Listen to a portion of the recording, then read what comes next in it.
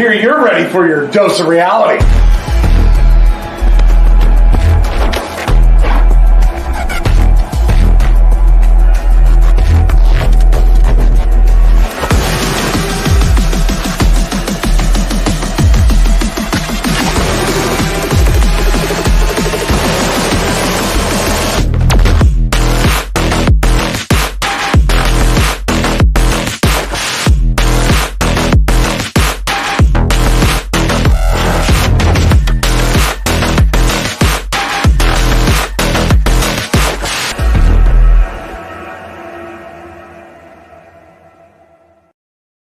Hello, everyone. Welcome to the Dr. Quack podcast. I'm your host, Dr. Quack. And I'm the important one, Mr. Mayhem. Part 2 of our trip down to the holiday season. Oh, yeah. Then we are looking at Survivor Series 1988. Thank you for being so much better than the first one, which was not bad, by the way, so thank you for being even better. Oh, don't worry. We're going to cover some good, bad, and uglies down the line here. But I know. We're here, 1988 Survivor Series at the Richfield Coliseum in Richfield, Ohio. Yep, back-to-back years in Richfield, Ohio for the Survivor Series. Oh, yeah. And we had on commentary, of course, Gorilla and Jesse. You couldn't ask for nothing better, could you? I could ask for Jesse not to wear that stupid pilgrim hat. But other than that, they're great. You can't say anything else. If you're the only thing you can find wrong with them is Jesse Ventura doesn't know how to dress very well. You're doing all right. It was the 80s. It was allowed, right? The snakeskin boots and everything. Jesse was a little over the pale.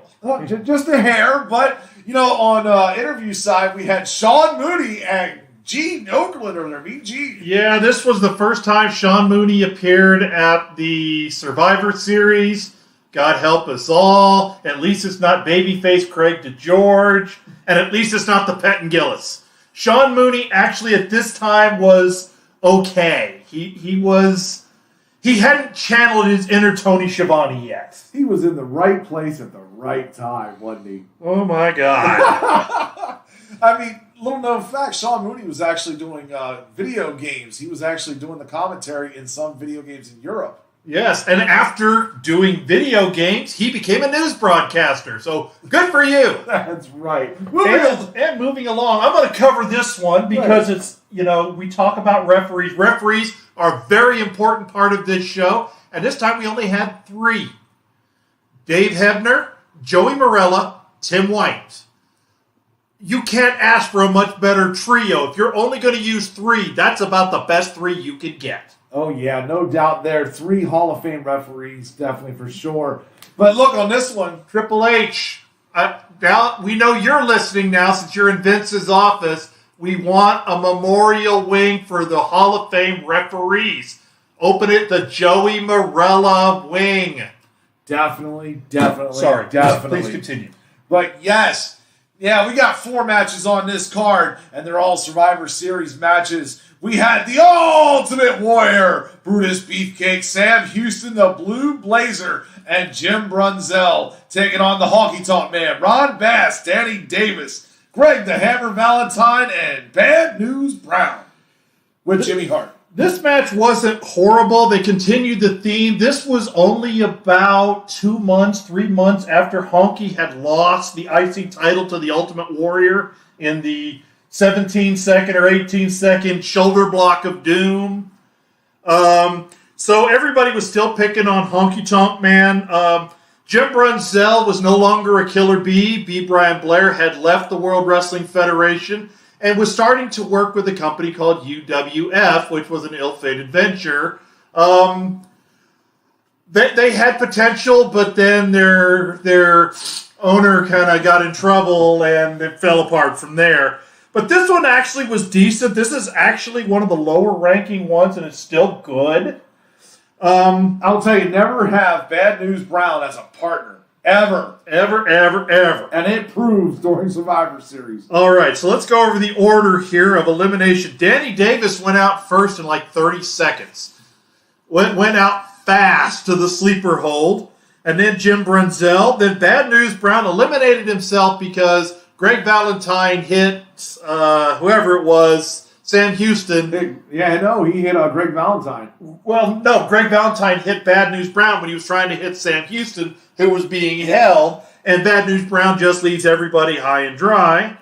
And then Sam Houston gets eliminated. Then the Blue Blazer gets eliminated. And then Beefcake and Honky a double count-out elimination. And then we have Ron Bass going out. And the last was Greg Valentine being pinned by the Ultimate Warrior, making him the sole survivor. And look, this was the Ultimate Warrior's first Survivor Series. And notice, how did he finish off Ron Bass and Greg the Hammer Valentine?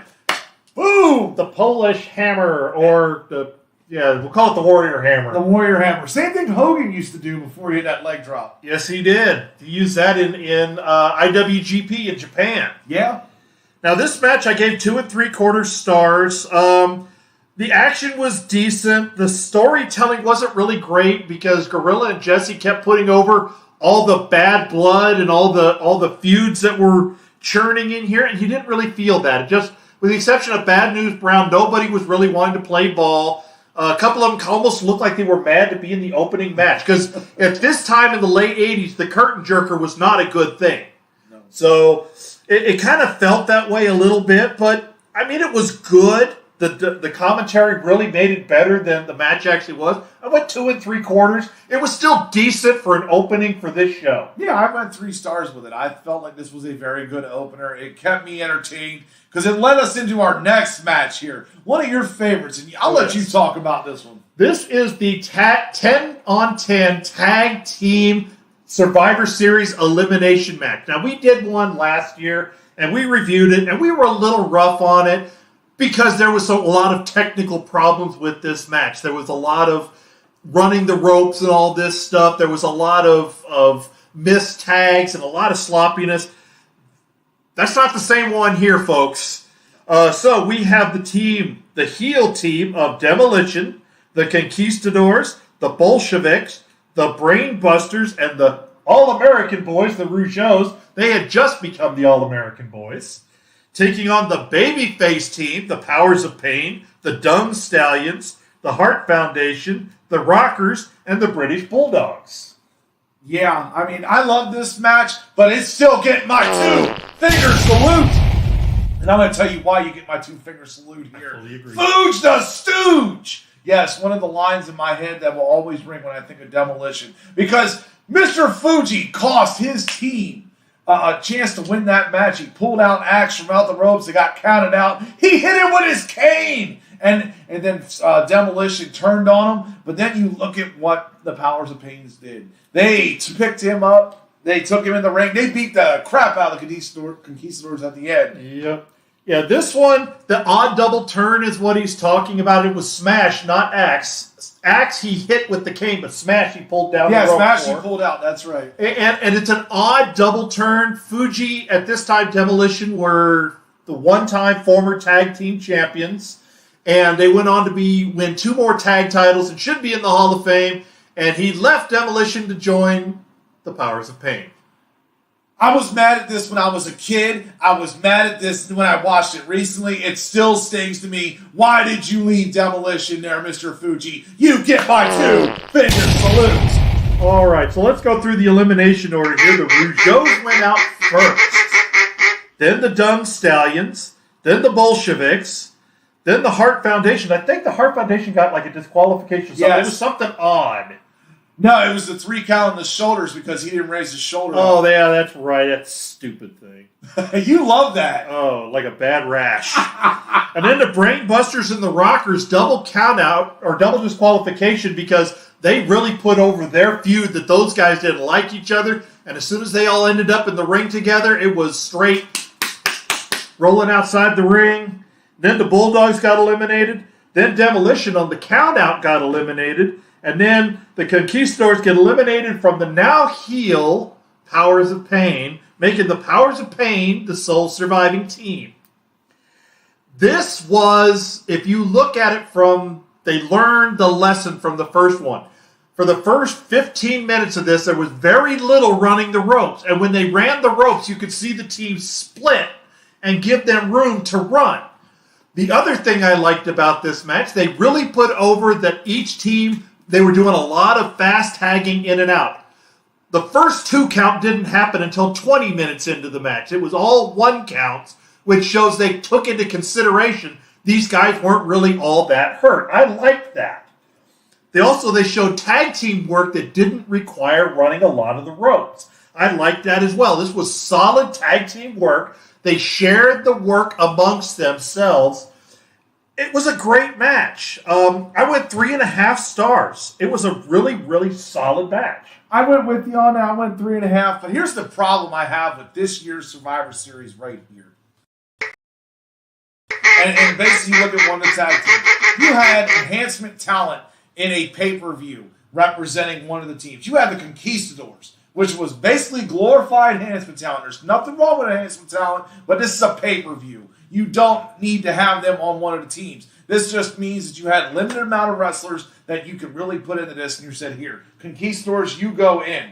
Yes, and by the way, the Conquistadors are Jose Luis Rivera and Jose Estrada. They were always enhancement talent. They put on the Conquistadors and will live forever in fame thanks to Edge and Christian and this match. Yeah, definitely. But see, here's the thing. Let's go from this match to the next match, because I talked about enhancement talent here. You had Andre the Giant, Rick Rude, Dino Bravo, Mr. Perfect, and Harley Race with Bobby Heenan and Frenchie Martin, right? No enhancement talent there. But then you had Jim Duggan, Jake Roberts, Scott Casey, Ken Patera, and Tito Santana. Scott Casey, what the hell were you doing in this match? Well, the WWF was actually really high on Scott Casey for a short They were high, all right. Well, they were high on him because Scott Casey started wrestling in 1971. This is 1988. He was really a big deal in the NWA in the territory days, as well as in Japan. He's held multiple regional titles. He was even considered for the NWA national title for a while, which means he wrestled for Georgia Championship Wrestling. Yeah. When he came to the WWF, they were kind of high on him, and they had plans on doing some stuff with him. Then he failed a drug test. Like I said, they were high on him. And after that, he became an enhancement talent until 1989 when he decided to hang it up for good.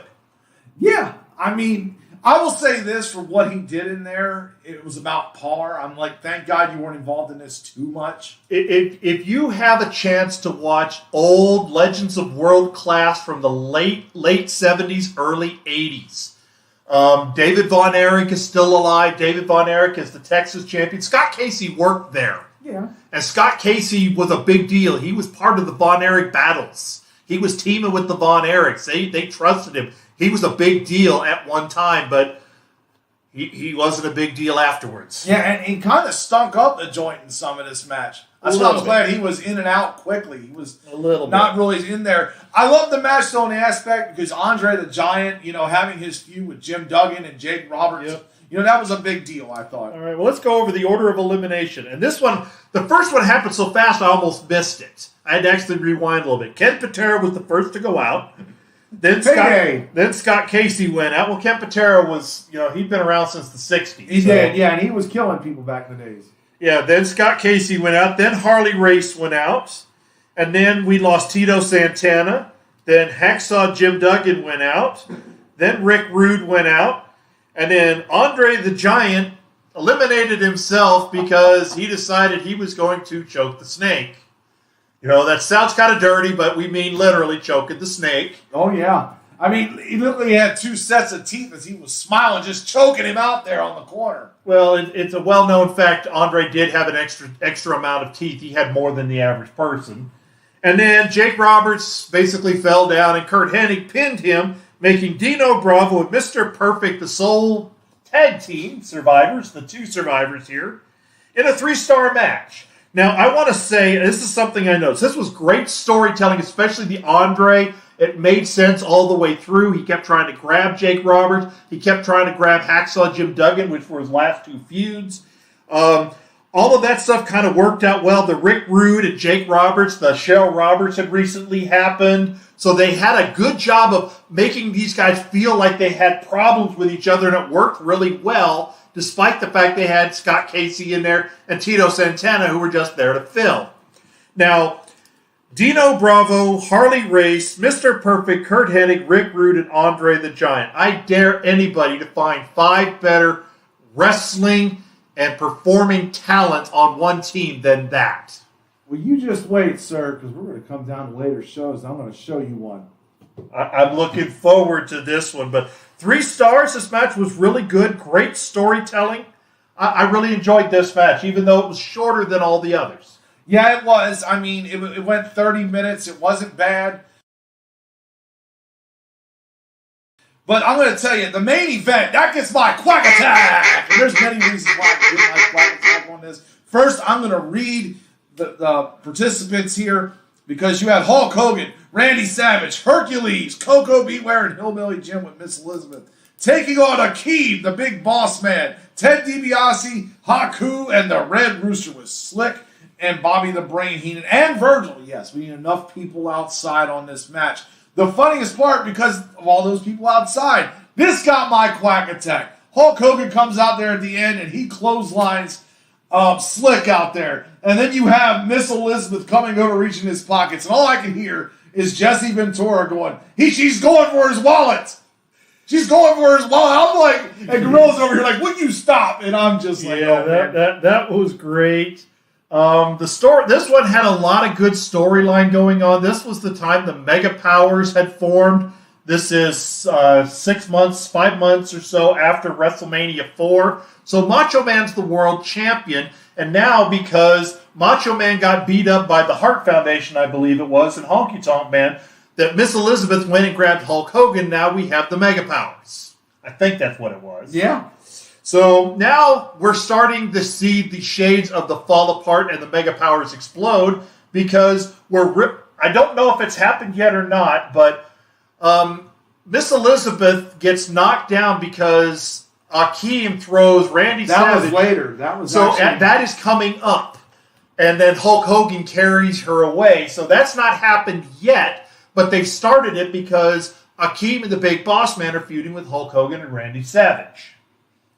And this match really was strong. I enjoyed this match. So the order of elimination, I'm going to say this first. The first one eliminated is the Red Rooster, Terry Taylor. Actually a decent worker, yes, but a really god-awful personality. He has all the wet personality of Moppy. Well, he did sell that Hulk Hogan came in the ring. He was like, yeah, that doesn't mean he has a personality. No, it does not. He has all the personality of Moppy after Moppy went through the wood chipper. Imagine, there were 2 other gimmicks he was supposed to have prior to the Red Rooster. And one of them is in this match. He was supposed to be the $1 Million Man. Yes. And he was supposed to be Mr. Perfect. Yes. Thank God for that, he was not. But like I said, this seemed like they had the enhancement talent because Red Rooster here, not enhancement talent, but really wasn't respected here in the E. Yeah, well, he was not respected in the E the same way Dusty Rhodes wasn't respected but earned it. Because Virgil, the character from the Ted DiBiase, was specifically named because Dusty Rhodes said something that got around, so they made Virgil Dusty Rhodes' real name. And when Virgil came to WCW, they turned him into Vince and Shane to make fun of Vince and Shane. Yeah. And you wonder why no one buys his autographs at conventions. But I will say this, the Mega Powers and the Twin Towers, that whole storyline worked out great after this. Even this match, it worked out good. Yes. They were both double teaming Hogan. They did a great job of that. But yeah, let me finish this out because we went way too long on a guy that doesn't matter, the Red Rooster. So second out was Hillbilly Jim. Then Coco Beware, which is they had the WWF logos on the ring pads because of the old lawsuit. A lot of that stuff gets blurred out. Well, Coco Beware had WWF on his tights, and yet they blurred that out, but they left it up on the turnbuckle pads. Then Hercules got eliminated. This was the time he was feuding with Ted DiBiase over being sold. And then Ted DiBiase went out because he gloated. Then the Big Boss Man and Akeem, they got disqualified for pushing a ref and not stopping choking Hogan. Or no, a Boss Man got eliminated. Then Akeem and leaving Haku. Yeah, then leaving Haku to get pinned by Hulk Hogan. So Macho Man and Hulk Hogan survive.